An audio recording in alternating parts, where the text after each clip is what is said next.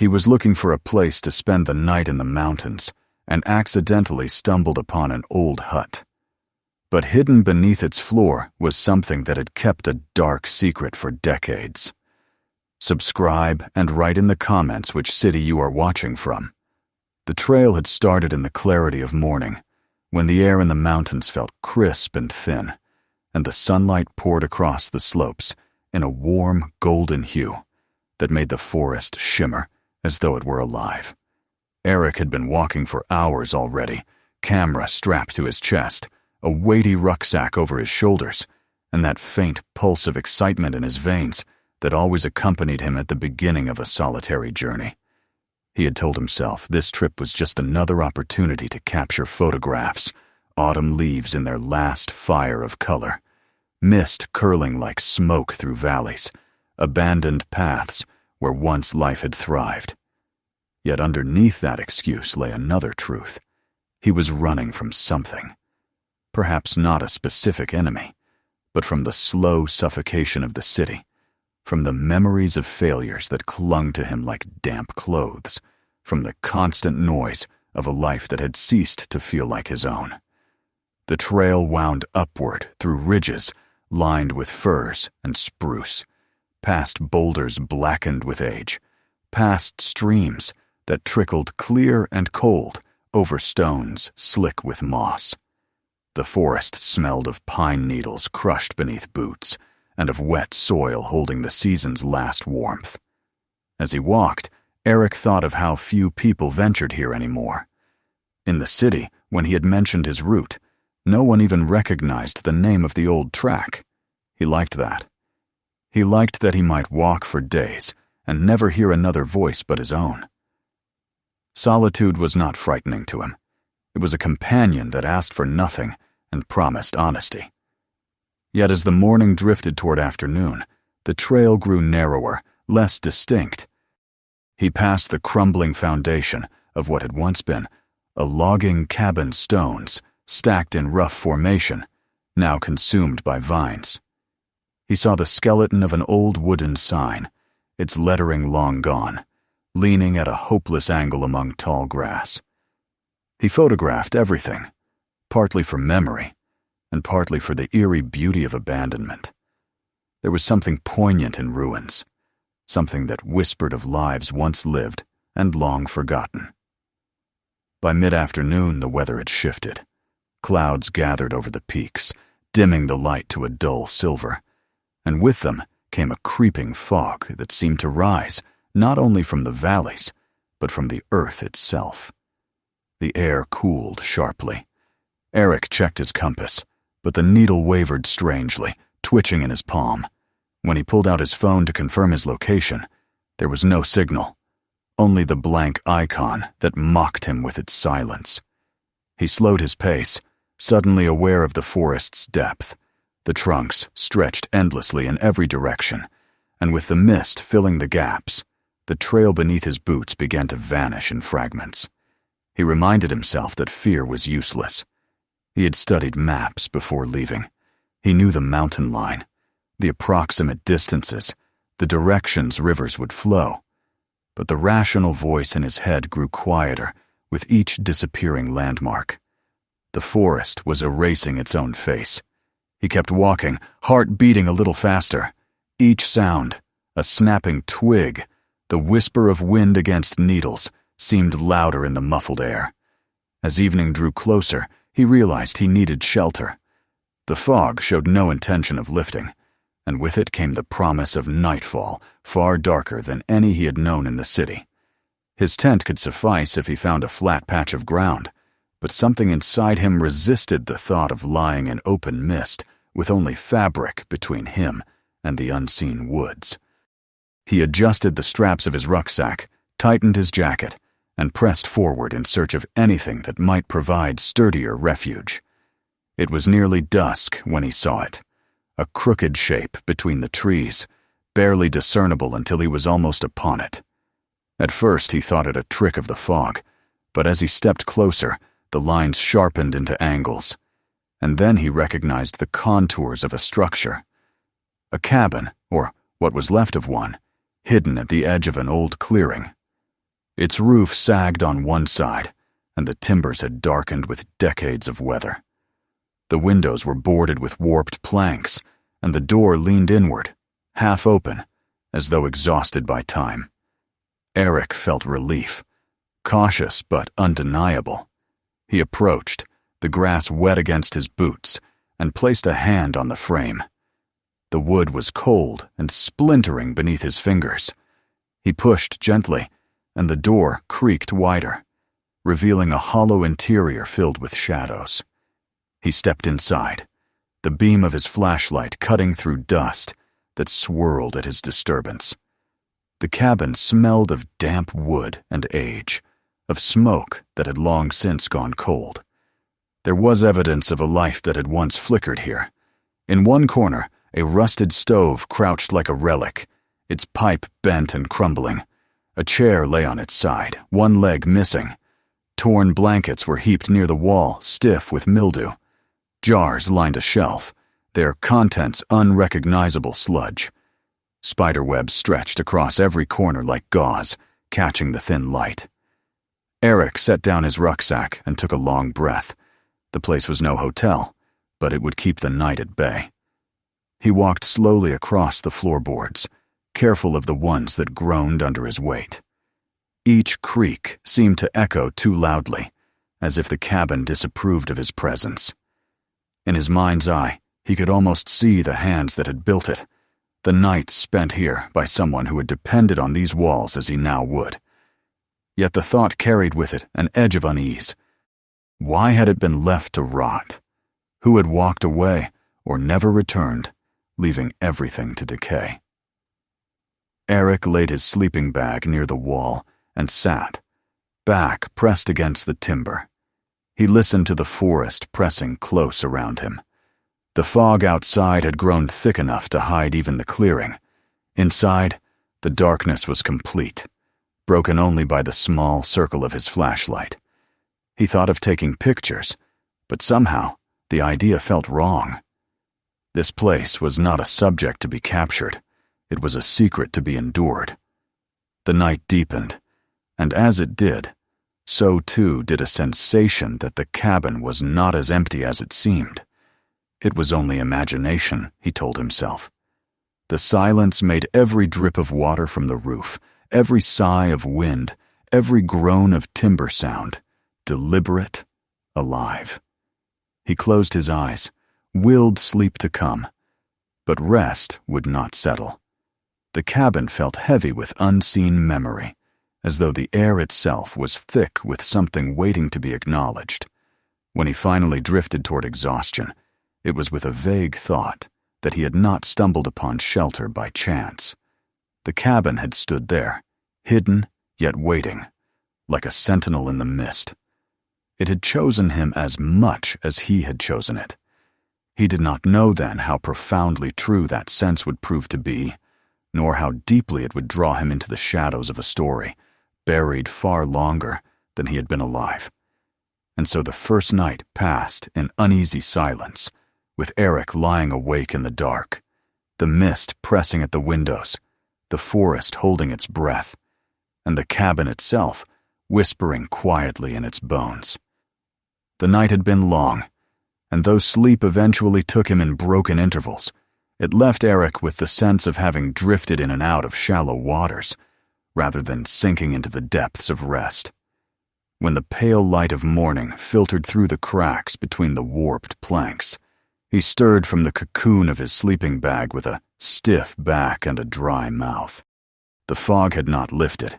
If anything, it clung even thicker, filling the clearing and pressing against the cabin's crooked walls. The world outside seemed erased, replaced by a blank pallor. Inside, the air was heavy with dampness, as if the mist had crept indoors during the night. He rose slowly, rubbed the grit from his eyes, and switched on his flashlight to explore further. The cabin revealed itself in fuller detail under the artificial beam. Cobwebs glistened in the corners, like delicate lacework, each strand trembling at his movement. Dust blanketed every surface, muting the shapes of forgotten objects, a rusted kettle, a broken lantern, a scatter of nails across the floor. It was not simply a place abandoned. It felt as though time itself had been stalled within these walls, leaving everything in a state of arrested decay. Eric walked the perimeter carefully, avoiding boards that threatened to give way beneath his boots. He touched the windows with his fingertips, tracing the splintered edges of planks hammered crudely into place long ago. It struck him that the boards seemed newer than the rest of the cabin, as though someone had tried to keep the outside world from looking in, or perhaps to keep something inside from leaving. That thought settled heavily in his stomach, but he shook it off, blaming the remnants of an unsettled night for the gloom in his imagination. Still, curiosity compelled him to investigate further. He ran the flashlight beam across the far wall and noticed something peculiar: a panel of wood that did not match the others. Its surface was smoother, less weathered, and the nails held it unnaturally tight, driven in with greater force. It seemed less like part of the original structure and more like a hasty addition, as though concealing something. He crouched to examine it, brushing away dust. The edges did not align perfectly, leaving the faint outline of a rectangular seam. He pressed experimentally, and the wood gave slightly beneath his palm. A tremor of unease went through him, but fascination burned brighter. He reached into his pack for the small knife he carried and began to work the blade into the seam. The wood resisted at first, then yielded with a reluctant groan, as if protesting the disturbance. One nail bent under his persistence, another popped free with a brittle squeal. He pried carefully, heart hammering in the silence, until at last the panel tore loose and clattered to the floor in a cloud of dust. Behind it lay a dark opening, a square cut into the floorboards. A cold breath of air rose from within, smelling of earth and mold, as though exhaled by the ground itself. He lifted the flashlight, directing its beam downward, and saw a crude ladder descending into a narrow space below. His pulse quickened. A hidden cellar. The thought was both thrilling and disturbing, for cellars suggested storage, and storage suggested secrets. Eric hesitated. He could have walked away, closed the panel again, and never spoken of it. But his need to understand outweighed caution. He set the flashlight between his teeth, gripped the sides of the opening, and lowered himself carefully onto the first rung of the ladder. The wood creaked alarmingly under his weight, but it held. Step by step, he descended into the dark. The cellar was low and cramped, forcing him to stoop as his boots sank slightly into damp earth. The air was cooler here, thick with the scent of rot and iron. The beam of his flashlight revealed walls of packed soil, lined in places with decaying planks that seemed to have been installed to keep the structure from collapsing inward. His eyes scanned the floor, catching glints of rust where forgotten tools lay scattered. A hammer corroded nearly to dust, a saw whose teeth had dulled into nubs, a set of nails spilling from a crumbling box. These objects seemed abandoned mid-use, as if their owner had left suddenly and never returned. In the far corner, half buried under debris, something larger caught the light. A trunk or a suitcase, thick straps holding it closed. Its leather had darkened to a mottled brown, patches flaking where mildew had eaten away.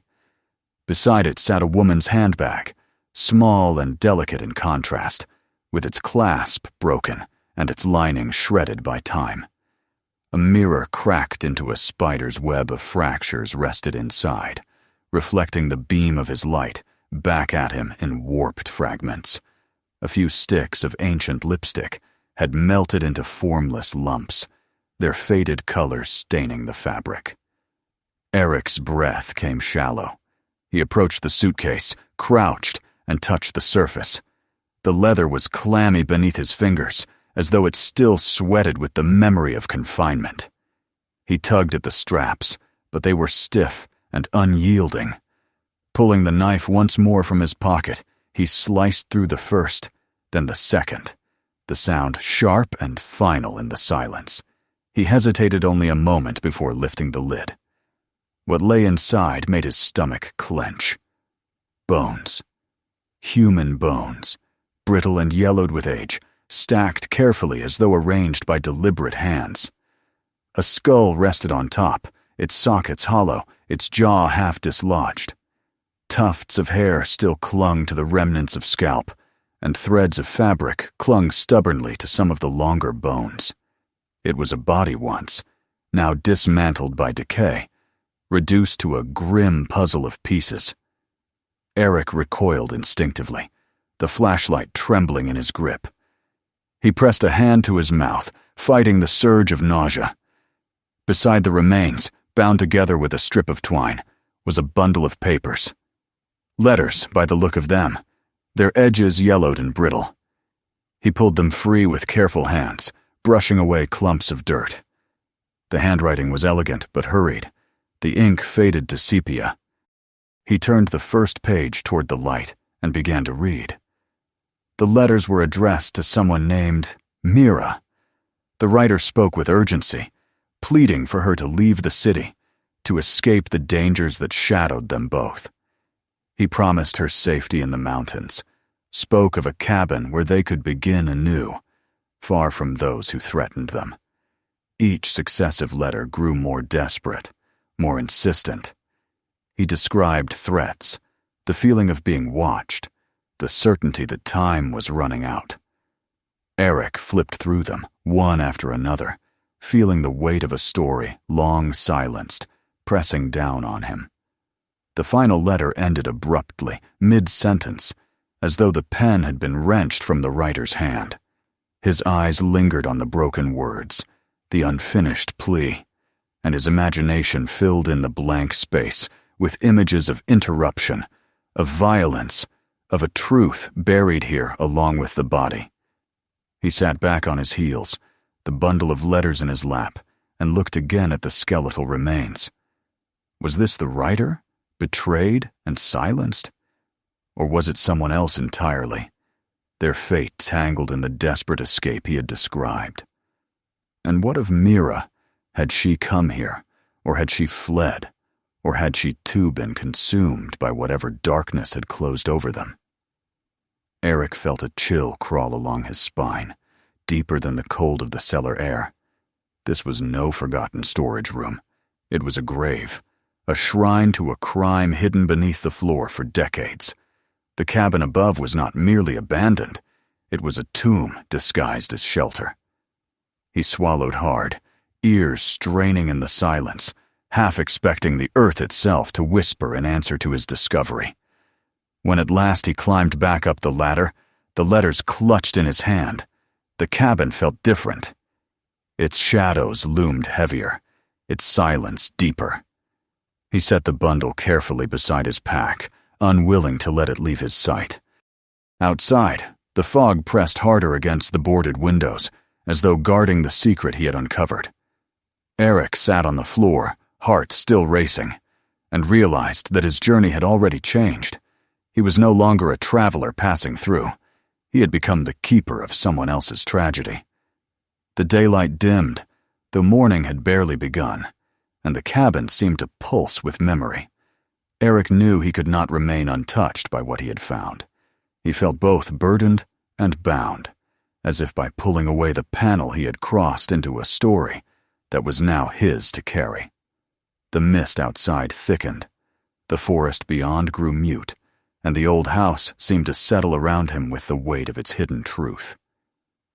The hours that followed his discovery unspooled with a heaviness that pressed down upon Eric's thoughts, turning every sensation into a reminder that he was not merely a wanderer in the wilderness, but now an accidental witness to something far older and darker. He had set the letters carefully back into a neat bundle, laying them on his rucksack as though their weight might anchor him to reason.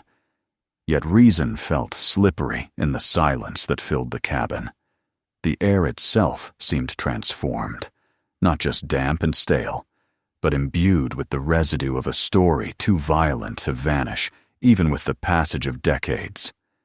He paced the uneven floorboards, feeling them complain under his boots, his eyes drawn again and again to the panel he had pried open, now lying discarded, like a wound, in the cabin's skin.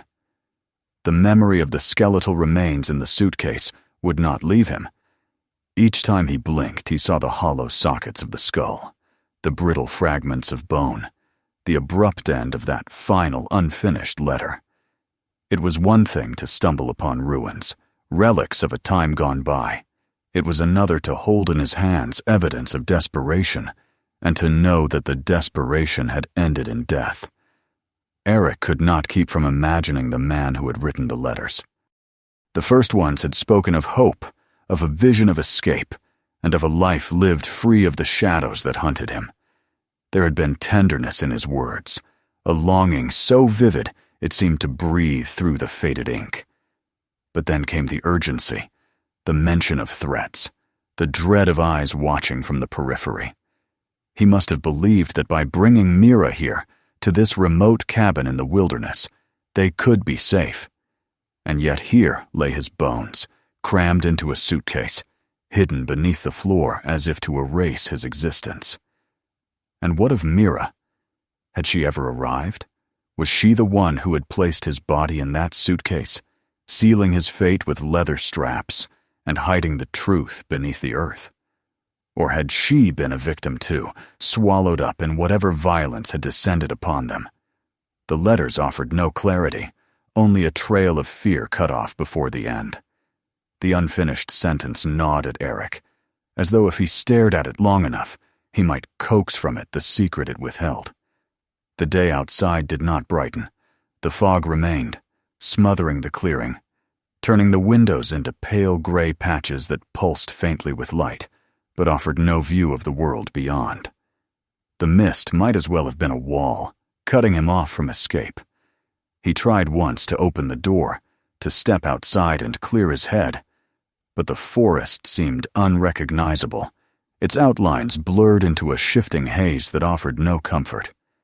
He retreated back inside, his heart pounding, realizing how thoroughly the cabin now felt like a prison.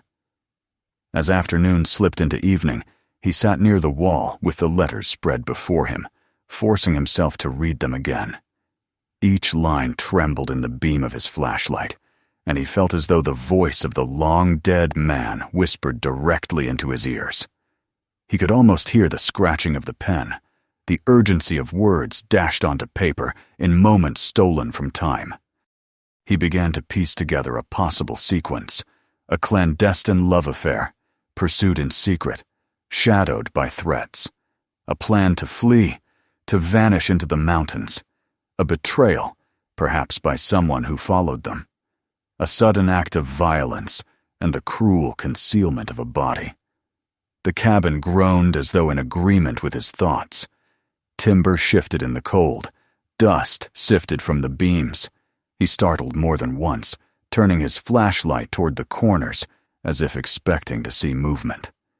The sensation that he was not alone deepened with each passing minute. He told himself it was fatigue, imagination fueled by grim discoveries. But the feeling did not fade. It grew. When the first sound came from outside, it was subtle, just a crunch of something heavy pressing down on wet earth. His breath froze in his throat. He switched off the flashlight, plunging the cabin into near-total darkness. The fog outside still glowed faintly, but inside the walls the blackness was thick. He listened, every muscle rigid. Another crunch followed, deliberate, too heavy to be an animal. Then a faint scrape, as though someone brushed against the wall of the cabin. Eric's pulse hammered. He crouched, willing his breath to quiet, and felt the sweat beat across his forehead despite the chill. He thought of the suitcase again, of the man whose life had been cut short. Whoever had done this, could they have descendants still guarding the secret? Could someone even now be returning to this place, ensuring the grave remained undiscovered? The idea seemed paranoid, yet he could not dismiss it, not when the footsteps drew closer. Shadows shifted outside, blurred figures moving through the fog. He could not see them clearly through the boarded windows, but beams of light flickered, the unmistakable arcs of handheld torches piercing the mist. Voices murmured, low and indistinct. He strained to hear the words but could catch only fragments, tones rather than meaning. They were coming nearer. Every instinct urged him to flee, yet the forest was an unknown labyrinth, and the fog would swallow him whole. If he left, he might wander blindly until he collapsed. But if he stayed, he risked being found, crouched beside evidence that might tie him to a decades-old crime. He imagined how it would look, the letters spread around him, the panel torn away, the suitcase open. He would have no defense, no way to explain that he had only stumbled into the truth. His mind raced. He imagined the men outside pushing open the door, their lights sweeping across the cabin, falling upon him. He saw them silently recognizing him as a trespasser, then deciding whether he was simply unlucky or whether he was dangerous to them. He thought of the letters again, of the broken sentence. He wondered if the unfinished words might have been meant as a warning that whoever hunted the writer would never allow the truth to survive. The crunch of steps came closer. The fog pressed harder against the boards, as though conspiring with the intruders. Eric's hand trembled as he reached for his pack, sliding the letters inside, hiding them away. He did not know why he protected them so fiercely, only that they felt like the only link between the past and whatever uncertain present now threatened him. The door creaked suddenly, as though tested from the outside. He held his breath. The wood groaned again. Then silence fell, deeper than before, heavy enough to make his ears strain in desperation for sound. The absence of noise was worse than the noise itself. It meant waiting, wondering, knowing that something stood on the other side of those walls, aware of him. Darkness pooled thicker around him, and the cabin became a tomb of anticipation. Fear turned his thoughts inward, spinning conjecture into certainty. He imagined the unseen figures as heirs to a crime, returning generation after generation to ensure its concealment. He imagined them as strangers, hunters passing by, who might nevertheless decide his presence here was an intrusion. He imagined them as phantoms, drawn back to the place where violence had once been done, unable to rest, unable to allow others to disturb the grave. By the time midnight came, Eric was trembling with exhaustion, though he had not moved from his crouch near the wall. His eyes burned from strain, his breath rasped softly, but still he could not rest. Every sound, whether real or conjured by his imagination, jarred him anew. He felt as though he had stepped not merely into a cabin, but into the pages of a story that did not belong to him, one that would not release him easily. The fear gnawed at him, yes, but beneath it was something else, the dawning recognition that he could not simply turn away now. The letters, the bones, the fog, the figures outside, they formed a web, and he was caught at its center. Whether by chance or design, he was no longer only a traveler. He was a participant in something unfinished, something that demanded his presence. The fear coursed through him like blood, keeping him alert, but it also bound him to the mystery in a way he could not deny. He had uncovered the truth buried beneath the floor, and now the truth seemed determined to hold him until it had revealed itself fully. The hours after midnight were a blur of tense listening, shallow breaths, and the oppressive weight of expectation.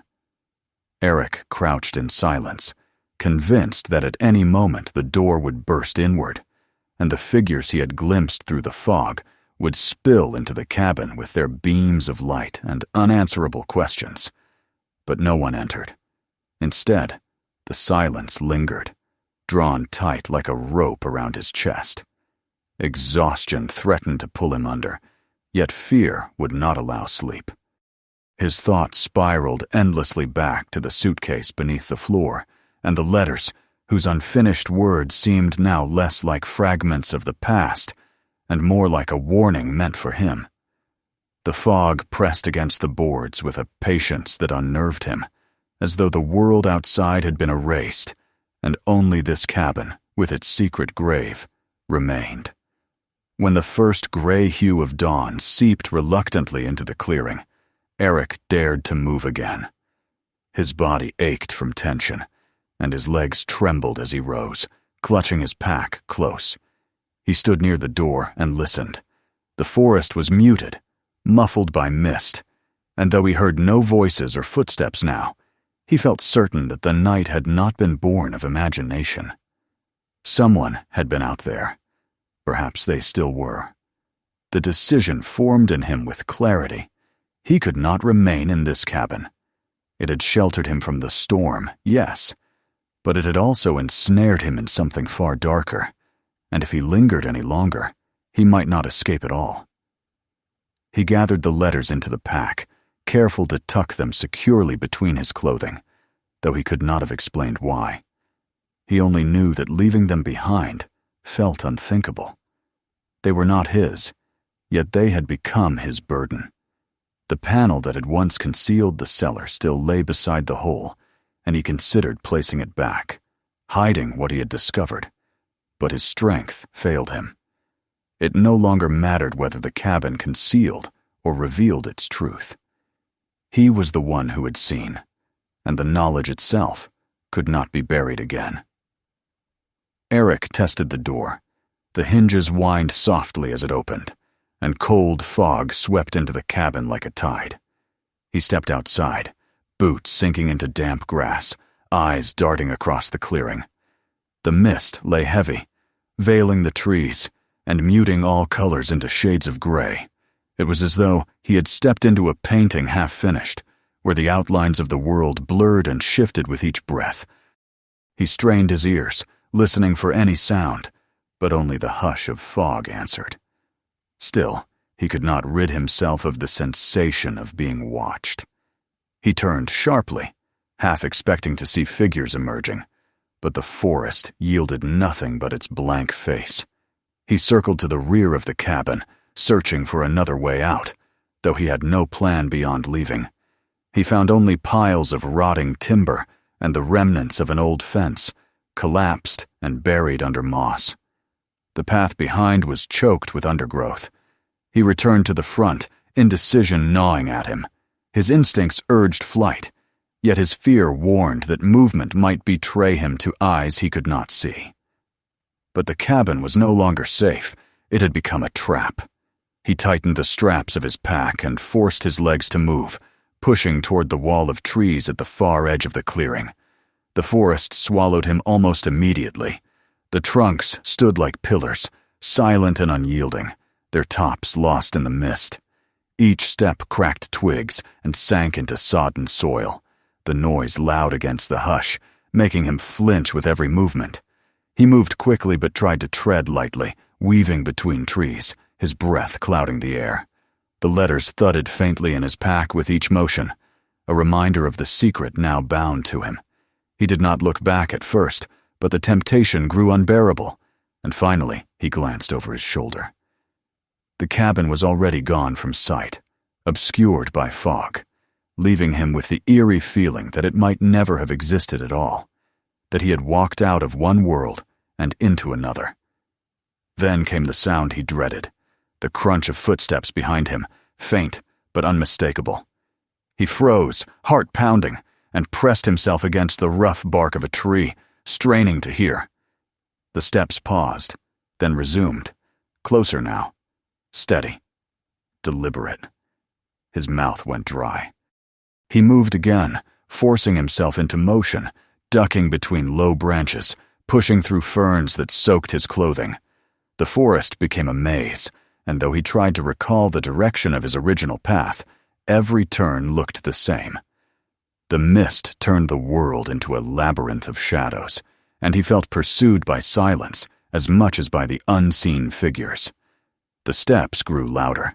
He dared a glance sideways and saw, faint through the trees, the flicker of light.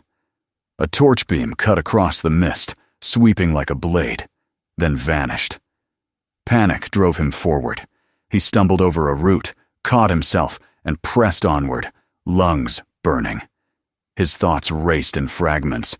He would never outrun them. He would collapse. They would find him with the letters in his pack, and the story of the bones beneath the cabin would vanish again, sealed not with wood and nails, but with his silence. But the forest shifted subtly. The ground began to slope, descending into a shallow hollow where the mist pooled like water. At its far side, he glimpsed something different. A narrow line, faint but straight, cutting through the wilderness. He forced his legs faster, slipping on wet leaves, crashing through the undergrowth, until he burst onto what revealed itself as an old logging road. The track was overgrown, ruts filled with weeds, but it was clearer than the wild forest. He staggered onto it, gasping, and followed its curve, praying it would lead him somewhere, anywhere, beyond the reach of the cabin's secret.